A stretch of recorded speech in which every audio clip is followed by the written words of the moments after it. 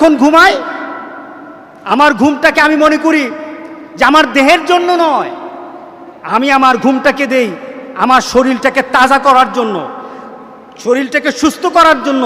কিসের জন্য? আমি যেন তাহাজ্জুদের নামাজটা পড়তে পারি। আমি যখন নামাজে দাঁড়াই আমার শরীর যেন ভালো থাকে, সুন্দরভাবে যেন 5টা ওয়াক্ত নামাজ পড়তে পারি। এই শরীরটাতে এনার্জি আনার জন্য আমি ঠিকভাবে ঘুমাই। এই ঘুমটাকে আল্লাহ সুবহানাহু ওয়া তাআলা জান্নাতের ঘুম বানিয়ে দিবেন।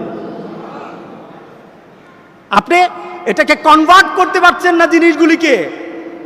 আল্লাহ সুবহানাহু ওয়া তাআলা তোমার অন্তরে শান্তি বানাতে চাও, তোমার অন্তরটাকে তুমি ধনী বানাতে চাও, অন্তরে ধনী হন, অন্তরে ধনী হন। সম্পদে ধনী শান্তি নাই।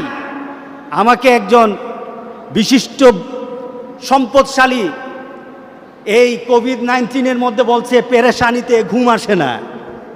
কি ব্যাপার? যে আমার ব্যবসা